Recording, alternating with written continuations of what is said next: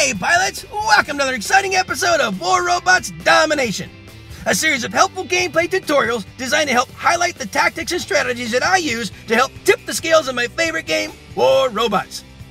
Each episode will feature a handful of battles along with helpful commentary that'll provide insight as to what I'm doing and why I'm doing it. I'm your host, Gotchure Beacons, and I've been playing this awesome game for a few years now, and I've learned a few tricks along the way that I'd love to share with y'all. You'll notice that although my hangar is fairly basic and at lower levels, I've been able to climb it up to Expert League. So I believe that you'll find my tactics will help you do more with less, which could be very helpful with today's economy in the game.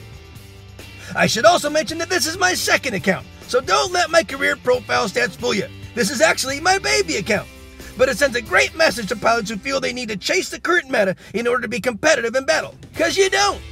Wise gameplay can usually overcome any fancy gimmick. A death button is a great example.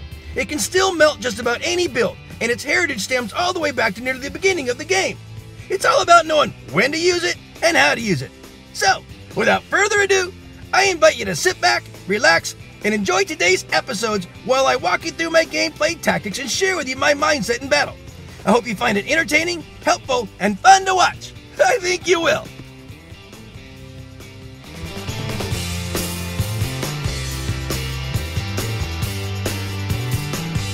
Let's start by introducing my hangar. We got Frick, my Death Button Raven. Then we got Ripper, my Thunder Carnage. And then we got Stinger, my Shredder Thunder Strider. Then we got Reaper, my Avenger Bulwark. And then we got Buzzkill, my Spark Scorch Mender. The bots are at level 6, and the weapons are pretty much at level 9. I'm calling this battle Playin the Blues. And you're going to definitely see why here at the end. Enjoy my friends in the background and status as they play their newest song, Woodish. Definitely one of my favorite. Well, here's my new guy, Stinger. He's a Shredder Thunder Strider. He has the 5 dashes with him, and then the Thunder and Shredders. So Shredders are a freezer type of bullet. It's kinetic, so it does not go through an Ansel shield. And then the Thunder, you know that one. So it's kind of like something that'll freeze you, and then it will hold you in place, and then the Thunder is going to tear you apart, in theory. Now, he's still at level 6, and I'm in with the experts and masters, so their weaponry is pretty high. Everyone's got modules as well, so I'm not so sure that Stinger is going to be a good brawler. He gets where he needs to go in a hurry, but he's definitely going to need a little bit of assistance. He's not going to be like Buzzkill, where he can go on and take someone on himself. But he is quick, and right now it allowed him to go over there and get that beacon, and then pretty much zip over here across the way and get to their spawn beacon. So the definitely the dashes allow him to cover a good distance and then get tucked in out of the way because he's so small. He can get into these little nooks and crannies. So he does have that. But taking on big bots by himself, he's not going to do so good. He's not going to be a brawler or a knife fighter. And again, he doesn't have that extra a level of energy or mending like the Mender does, like Buzzkill. So he's not going to be able to fight like Buzzkill, and I'm still getting used to him. So he's out of the picture. But hey, he was able to get a couple of beacons in doing so. 1, 2, 3, in fact. So now I got Frick. Frick is my Death Button Raven, and Frick is pretty potent. He knows how he can handle himself. So he's going to go over here and the double jump. You know, that's going to get him over to a beacon and get that one liberated. He's going to go up here and support up above and take that guy out. We are up 4 beacons to 3. Now we're at 4 beacons to 3, or 3 beacons to 2.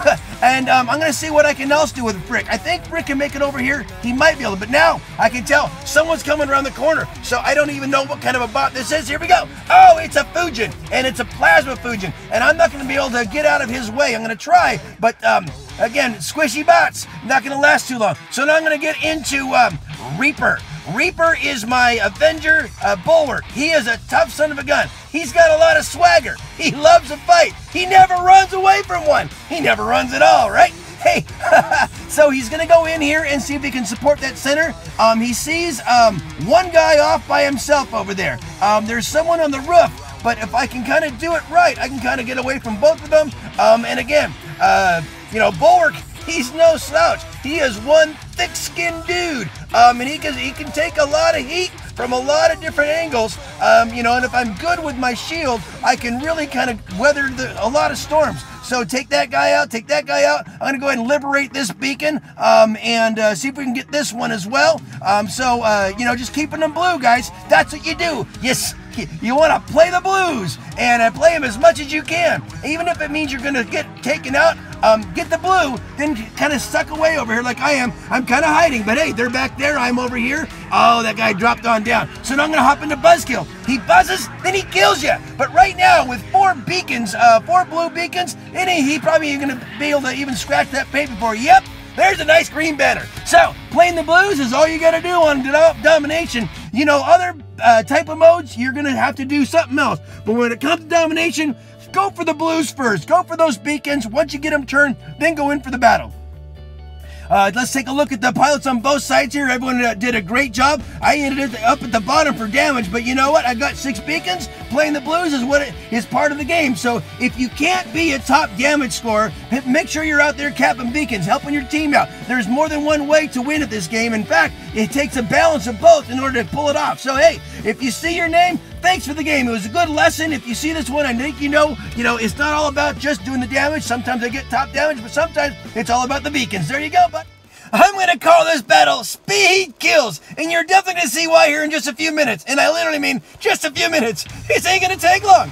Enjoy my friends in the background and status as they play their awesome song Mortality. High energy, perfect for this battle. So, I got a new thing going here. It's a short-range deck. I've split my team up a little bit. I've added a few new players. You'll get to know them over here in the next few weeks as I try them out. So, this is my short-range deck, and I'm going to use it for places like Power Plant and Rome, obviously, and maybe Valley. The long-range deck is going to come out for Yamato and Canyon and Springfield and things like that. So, we have already grabbed 3 beacons. I'm going to take this guy out because he's definitely a threat. If I don't take him out now, he can do some damage. Yeah, that's 1 for 1. So now I'm going to hop in my next guy. And this is our new guy here, is Stinger. Stinger is a Strider with Shredders and Thunders on him. So the Shredders are the ones that'll lock you down. It's a lightweight lockdown weapon. It doesn't mean each and every time you hit someone it's going to lock them down either. And then the Thunder. But my concept idea is, and I might change them a little bit, but the idea is I can lock someone down and then take them out with the Thunder. I still only have level 6 on the bots, and I'm never going to go up from that. That's my deal. So it's a matter of me learning how to work with the lighter weight, lower leveled bots and see what I can do. I should be okay if I just learn how to pilot them right. And since I'm very new at piloting a Strider, we'll see. It might take me a while to get this Stinger, well coordinated in my efforts here. So I am coming up. So I do know one thing though, just from supporting my team, the Shredders are nice. They will lock someone down. If someone's out in the middle like that, I can kind of freeze them up and let them do. And then with the multiple dashes, I can get out of the way in theory. Still learning how to use them. Once you kind of burn through all your dashes, it takes him a while to charge back up. But again, I'm learning. And he's also a lightweight bot, so it doesn't take much for him to take out. Now, I've been talking a lot, but look at this. We are just about done. We've been pressing so well on the beacons that the Reds really just didn't have much of a shot. And this is a speedy victory because we just we're nailing them on liberating and keeping those beacons blue. That's what you do, guys. And we had good pilots on both sides for the most part. We have masters and we have champs and we have experts there. I didn't do a lot of damage because I really didn't have a lot of time to do it here. It looks like one of our guys lost connection on the red team. Basically, we have masters and experts. Unfortunately, they got stuck with one of those guys from Peru. Peru, you guys know what you do. I wish you guys would switch over and start playing free-for-all. If you want to tank, that's great. Go do it on your own time, though, please. Don't wreck it for everyone else. Hey, if you see your name, thanks for the game. I love you all for watching. Try something new, Peru. We got the General, my beautiful Trident Fury, and we got the Major, my beautiful Zeus Fury. And then we got a new guy, I haven't given him a name yet. And then we got Frack, he's my Russian Death Button Raven. And then we got Raptor, he's my Flux Falcon. So, yeah, a new hangar. Whoa. So I'm going to title this one Trial and Error, and you're definitely going to see why. Enjoy my friends in the background and status as they play their awesome song Theta. It's got a really cool sound. I'll put a link to their website on my YouTube description.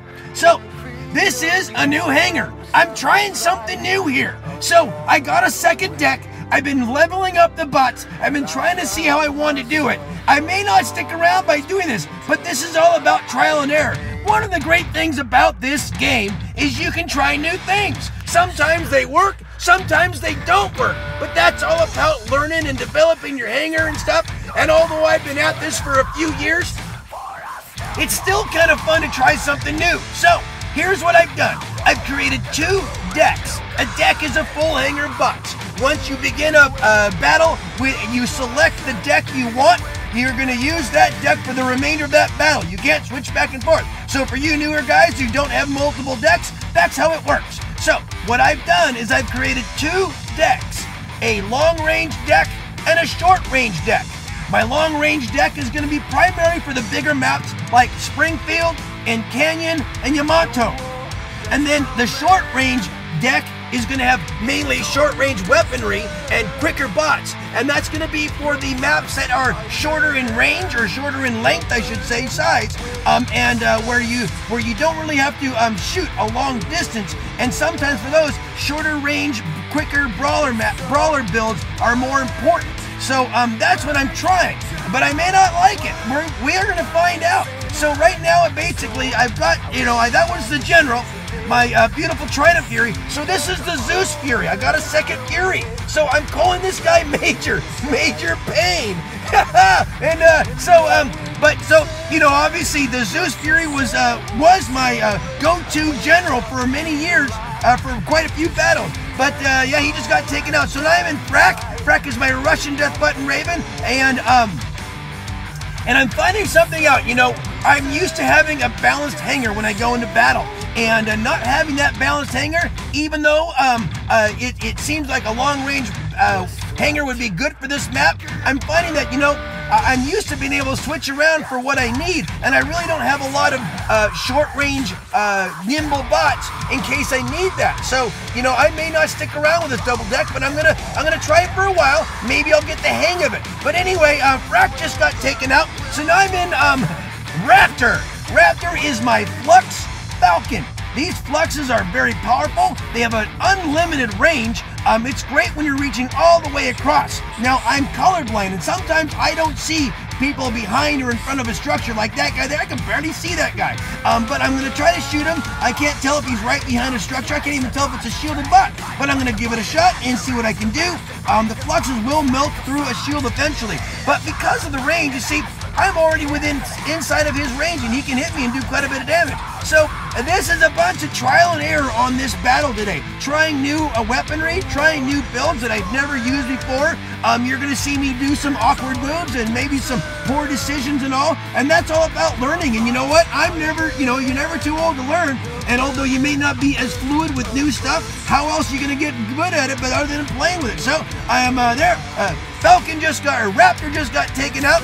So now I'm in my last bot. Now this kind of a bot, again, it's a long-range bot. The Geckos and the Zeniths, more for raining down on a long distance. Not doing a lot of running, mainly for support. And even that, it's kind of for other campers. So I'm having a very awkward battle here. But luckily, we have a lot of good mates that are running around doing their job, doing some capping. I'm trying to support. There's a lot of trial and error going on here. I'm not really being a good, pilot or whatever, help to my team, but I'm trying to do my best with what I have to work with. And again, I may play around with a little bit. I don't know. I've got some guy over to my left here. He's right up on our spawn area here. He's gonna chip me away. But you know what? Luckily, we have some runners out there doing a great job keeping the Reds. We're keeping the Reds occupied. And maybe just by them over here splashing away at us, it allows our guys to go out there, run over there, and do some great liberating and some capping. And that's going to take us to the victory. That's great. A nice green banner, guys. So hey, good job on the guys that were running around grabbing all the beacons. We had some really good runners on our team. They didn't score high, but they certainly got a lot of points. I mean, a lot of key points for beacons anyhow. And good pilots on both sides, mainly masters and experts. Thanks so much for doing great job out there, guys, doing the capping there.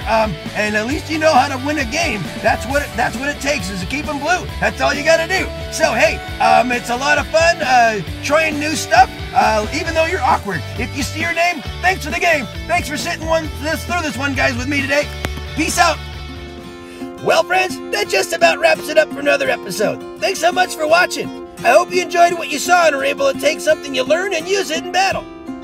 I add content to my YouTube channel almost daily, so please stop by when you're able and check out the fresh new material. Or just click on an old episode and maybe catch another tip that'll help you up your game. If you like what you see, please tap on the red subscription button and then tap the bell to be notified when new episodes are released.